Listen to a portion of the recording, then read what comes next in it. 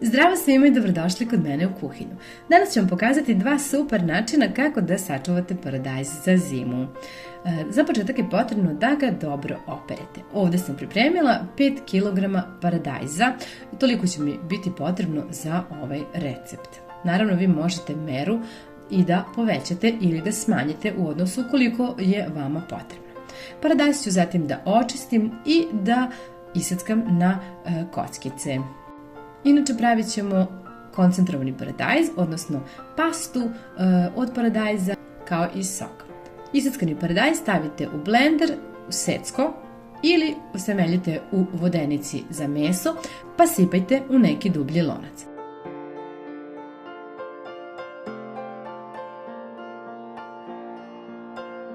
Uključite zatim ringlu i poklopite pa kuvajte nekih 40-45 minuta.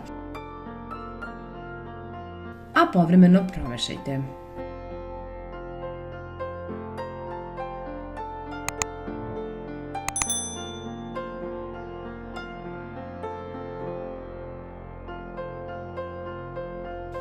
I evo, nakon nekih 40 minuta lepo se ukuvao paradajz i ja ću sada da izgasim ovo i da ga procedim. Treba će vam jedna cediljka i stavite neku šerpicu ili činijicu ispod. Pa ovako pritisnite kašikom ili kutlačom kako biste istisli svu tečnost iz paradajza. Pošto nama treba ovaj deo da bude baš suv, što suvlji. Sada ću ga prebaciti ovdje, trenutno, a procedit ću ga ja još jednom. Pošto pravimo pastu, treba nam da bude baš suva. Ovu tečnost nećemo naravno da bacimo, nego ćemo da skuvamo sok. Stavit ćemo na ringlu da se kuva, poklopiti naravno i pustiti da proključa.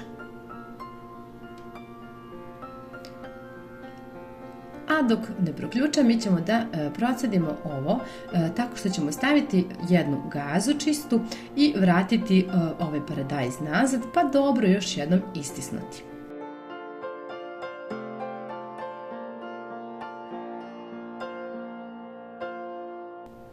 Naravno, tu tečnost koja ostane dodajte u šerpu zajedno sa ostalim sokom pa skuvajte. I evo, pogledajte kako to izgleda.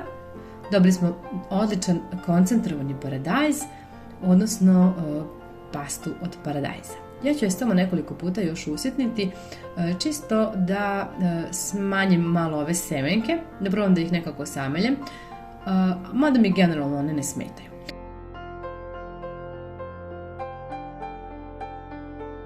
Dodat ću i jednu kašičicu soli, ravnu, možete naravno i manje dodati. A dodat ću i jednu kašičicu slatke začinske paprike, kao i malo bibera. I sve dobro promešati.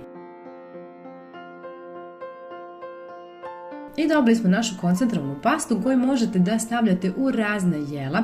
Bukvalno je dovoljna jedna kašika i jelo će imati savršen ukus paradajza. Kao što vidite, pogledajte kako ona treba da bude gusta. Evo, to je to, pasta je gotova i ja ću je pakovati u ove male kesice sa zip zatvaračem. Možete naravno da ih stavljate i u neke manje posudice ili u teglice pa da ih posle pasterizujete.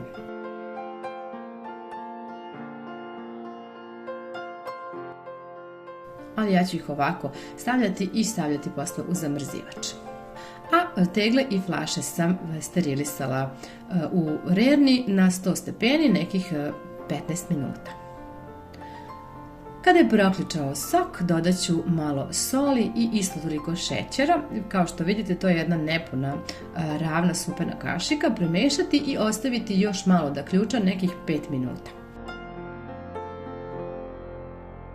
Nakon toga ću da probam i da vidim da li je još potrebno nešto da se doda i nakon isprobavanja dodala sam još malo šećera i soli, promešala i isprobala. Tako da je najbolje da dodajete po vašem ukusu. Odlično, super je. Pošto je sok skuvan, sipat ću ga u tegle, zatvoriti ih poklopcem, a zatim okrenuti ovako i ostaviti da se tako ohlade. Bitno je da sipate dok je vruće, kako bi se napravio vakum i na taj način nema potrebe da posle pasterizujemo.